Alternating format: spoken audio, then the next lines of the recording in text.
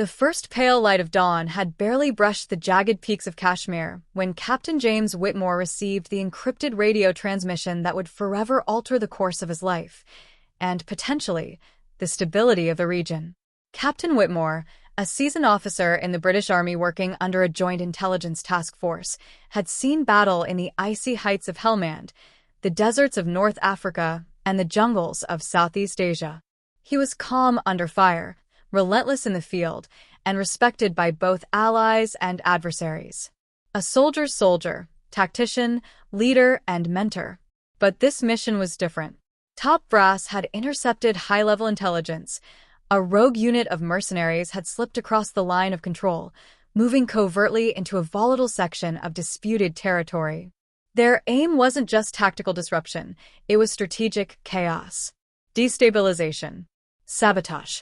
These weren't just insurgents, they were professionals. Former special forces, operating off the radar with cutting-edge equipment and ruthless precision.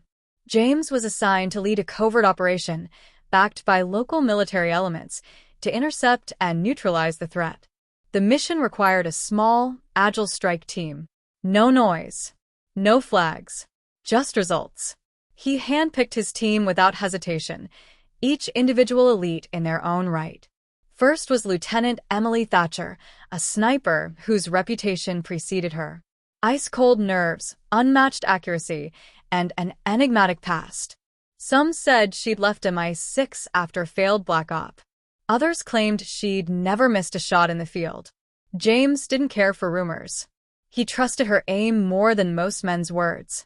Then came Corporal Harry Clark, explosive specialist and tactical engineer. Known for his gallows humor and unshakable focus, Harry had defused IEDs under sniper fire and still found time for a laugh. Beneath the jokes lay one of the sharpest minds in battlefield demolition. Last, Sergeant Thomas Doyle, an old tracker from the Scottish Highlands, brought in for his uncanny ability to read terrain like a book. He rarely spoke, but when he did, people listened.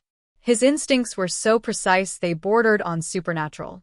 As preparations began, equipment checks, silent weapons drills, topographic briefings, James stepped outside the makeshift command tent and pulled out his secure satellite phone. He dialed home. The line clicked, then a familiar voice answered, his mother, in a quiet village just outside York. "James? Everything all right, love? It's barely morning. I'm heading out," he said quietly. "Can't say much. Just keep me in your thoughts." A long pause.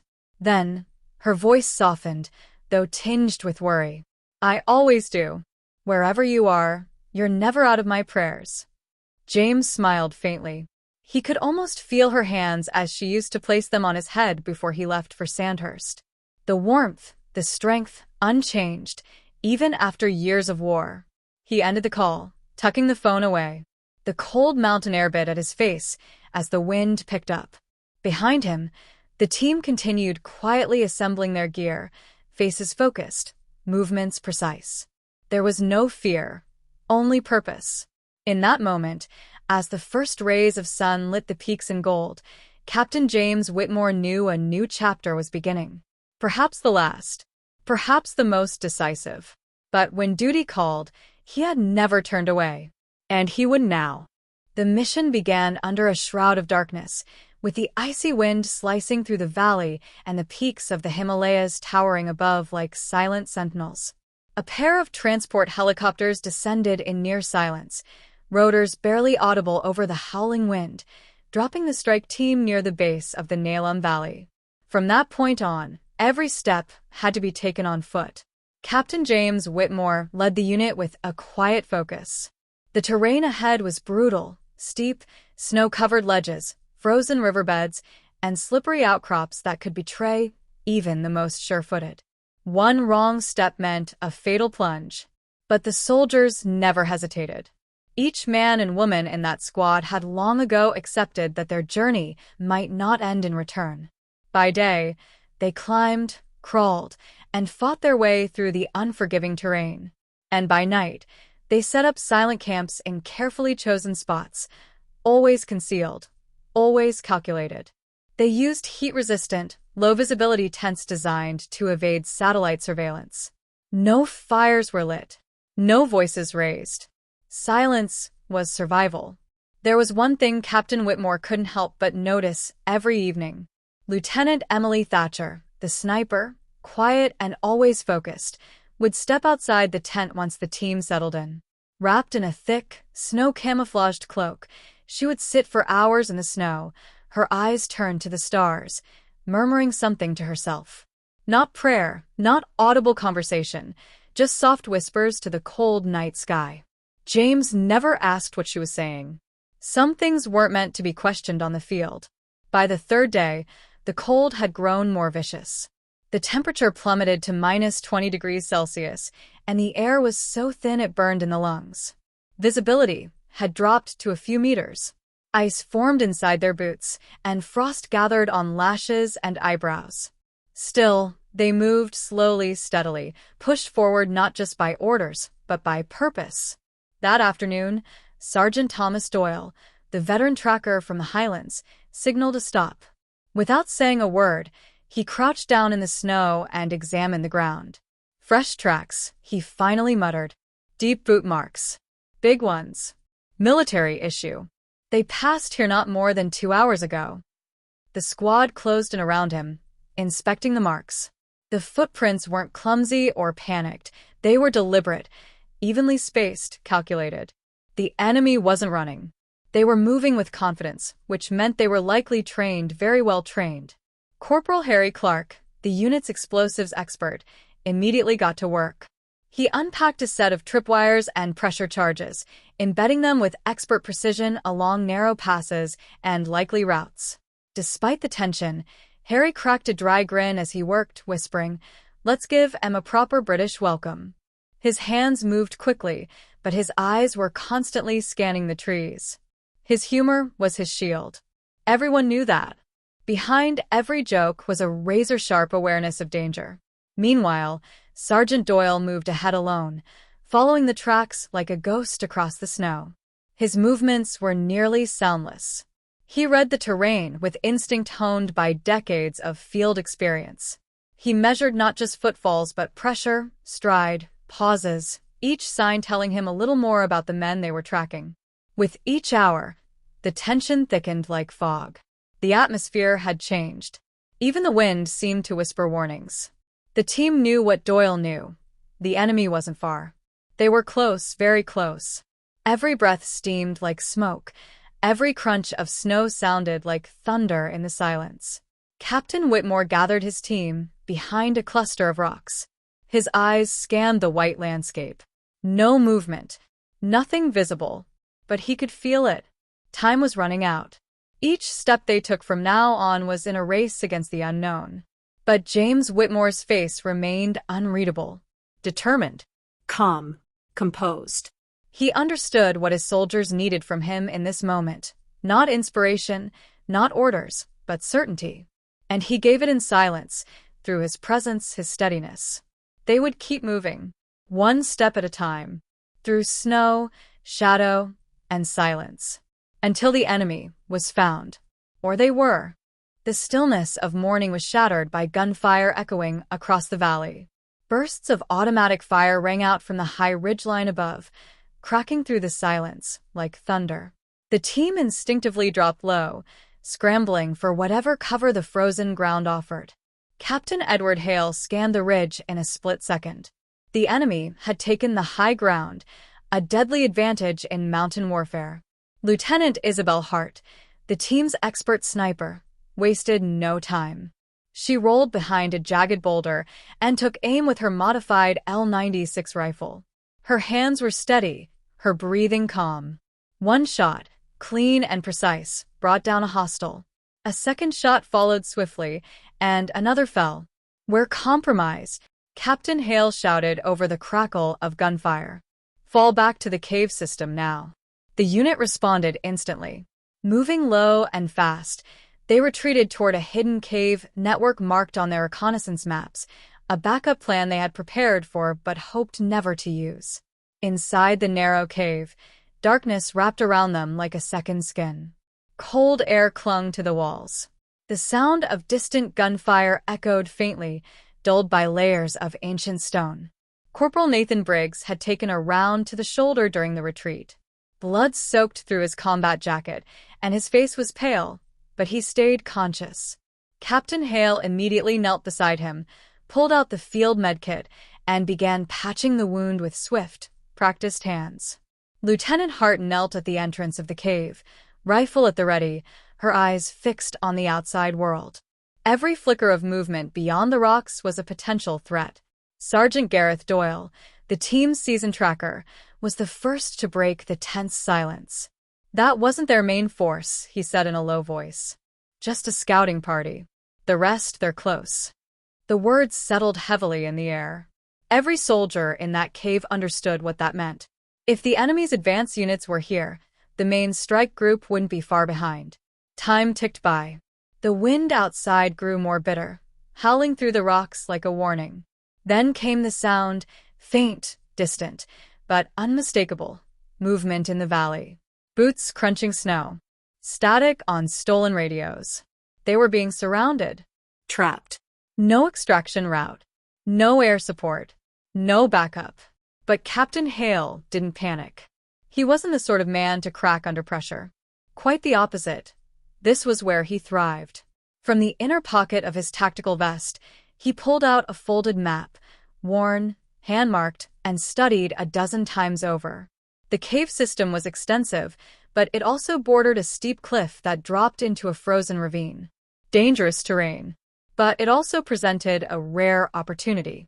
He spread the map on a dry patch of rock and beckoned the others closer. "We're boxed in," he said calmly. "But they think we're going to hold ground. That's their mistake." The team gathered around him, bloodied and breathless, but still sharp. They listened in silence. "We don't dig in," Hale continued. "We move. Through the secondary exit, we take the east corridor. There's a ridge above the ravine. They won't expect us to scale it. We use that position to flank them." Corporal Briggs, despite the pain in his shoulder, let out a strained chuckle. "Bloody hell. I knew you had something up your sleeve." Doyle gave a rare nod of approval. "It's risky," he said, "but bold." Captain Hale looked each of them in the eye. "They've got numbers. But we've got the mountain. And we've got each other. That's enough." There was no applause. No cheer. Just the tightening of gloves. The click of magazines locking into place. A glance at the sky, still bruised with the colors of early dawn. They would move under the weight of snow, shadow, and silence. They weren't done yet. Night had cast its thick shadow over the mountains. The air was freezing, and the silence of the peaks was disturbed only by the distant howl of the wind. The valley was surrounded, and the enemy's grip was tightening. But Captain Carter had a plan, one that was both desperate and daring. "If we can't stop them head-on," he said firmly, "we bring the mountain down on them." Corporal Leo Miles, the unit's demolition expert, grinned through the pain of his wounded arm. "Finally," he muttered, pulling out his explosives kit. "My kind of fun." With numb fingers and ice in their beards, Will and Leo began setting charges along the ridge. Every placement was precise. Every second counted. Covering them from above were Lieutenant Emily Hart, their elite sniper, and Sergeant Thomas Blake, the veteran scout with unmatched instincts. The enemy was just a few hundred meters away. They could hear the crunch of boots in the snow, faint voices over radios, the flicker of torches in the dark. Proof that time was running out. As soon as the explosives were in place, we'll split the team. He and Blake would create a diversion, while Emily and Leo would flank the enemy from the opposite side. They exchanged a final look. No words were needed. Just resolve. Emily fired the first shot, silent and lethal. One enemy down. Then another. Confusion spread through the enemy lines as they scrambled to locate the source of the attack. That was the cue. Captain Will and Blake opened fire from their side, drawing the enemy in. Seconds later, Leo whispered, "Time to dance," and hit the trigger. A thunderous explosion shattered the night. The ridge collapsed. Rocks, snow, and ice came crashing down, burying two entire enemy units beneath a wave of destruction.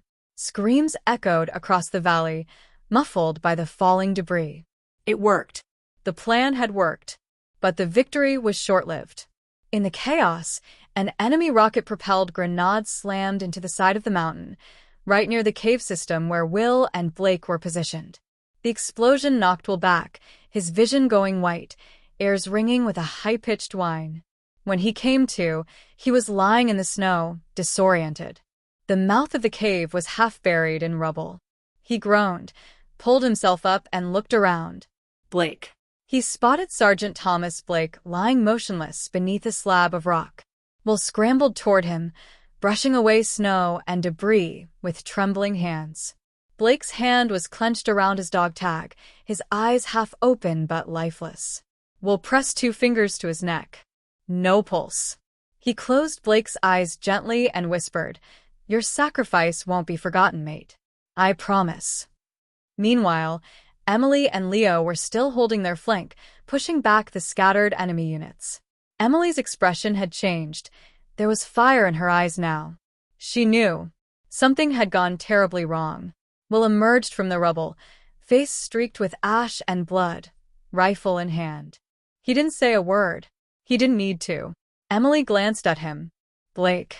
Will gave a slow nod. The pain was there, buried deep behind his stern eyes, but it didn't weaken his resolve. If anything, it sharpened it. He looked out across the smoking valley and said, "We hold this ground. No more retreats. No more hiding. We lost a brother today. We become shadows in the snow now." The wind howled again, carrying with it the ghosts of fallen men. The mountain, bloodied but unbroken, stood as witness. They weren't finished yet. The sky was still dark, and the cold mountain air hung heavy over the valley. Just moments before dawn, Captain Ethan Moore crouched behind a ridge, surveying the enemy base through his night vision scope. Nestled in a hidden basin below were rows of camouflaged tents, watchtowers, communication jammers, and at least 24 armed mercenaries pacing the perimeter. It was their command center, well-fortified, well-equipped, and vital to the enemy's operations. Ethan turned back toward his remaining team. Only 3 of them had survived so far: himself, elite sniper Lieutenant Sophie Wren, and demolitions expert Corporal Jack Hayes. "I'll go in," Sophie offered quietly, tightening the strap on her rifle. "I can slip through without them seeing." Ethan shook his head. No. "I need you up top. We'll need cover fire. Jack, and I will plant the charges." She didn't argue, just nodded. There was a storm behind her eyes, quiet but fierce. She moved quickly up the slope to a vantage point overlooking the camp. Ethan and Jack took the opposite route, creeping silently along a narrow, icy path. Their breaths came in slow, misty clouds. Every step brought them closer to the heart of the enemy's lair and closer to death. Once inside the perimeter, they ducked behind fuel tanks and weapons crates, working fast. Jack's gloved hands were precise, laying timed explosives with practiced ease. "You know," he whispered with a grin, "this is either going to be legendary or suicidal." Ethan gave a faint smile. "Either way, make it count." They'd just planted the final charge when it happened. A sharp mechanical buzz. A flicker of light. A motion sensor tripped. Then, a spotlight cut through the darkness, locking onto them. Alarms screamed through the valley. Red lights flashed. Shouts erupted in multiple languages. Gunfire cracked in the distance as mercenaries scrambled to respond. Jack spun around, raised his rifle, and fired 3 quick shots. 2 guards fell. "Go," he shouted over the noise. "I'll hold them off." Ethan hesitated. "Not without you." But Jack just smiled, a tired, brave smile. He pulled a grenade from his vest, yanked the pin, and said, "Tell the boys back home I went out loud." Then he charged. The blast tore through the night. Flame and shrapnel lit the sky. Screams echoed between the cliffs. Ethan ran. He barely made it to a boulder when the rest of the charges went off. One explosion after another ripped through the valley basin. The fuel tanks ignited first, sending towers of fire into the sky. Then the munition stores went, rocking the ground like a quake. From her vantage point, Sophie watched it all unfold, wide-eyed and breathless. She saw Ethan crawl out from behind the rocks, bloodied but alive. But Jack, he was gone. Sophie's hands trembled around the scope. Not out of fear, but rage. Ethan reached the ridge and called it in. His voice was low but resolute. Phase 2 complete. Enemy base destroyed. Jack's gone. We're coming home. The sky behind him was now blazing red, not from the sunrise, but from the inferno still raging below. Ethan stood for a long moment, his face lit by fire and memory. Another soldier gone. Another name added to the list. But this one hurt deeper. He turned to Sophie, who had joined him at the ridge. He knew what he was doing, she said softly. I know, Ethan replied. That's what makes it harder. Behind them, smoke rose into the sky like a silent salute. The mission was nearly over. But the war within had just begun.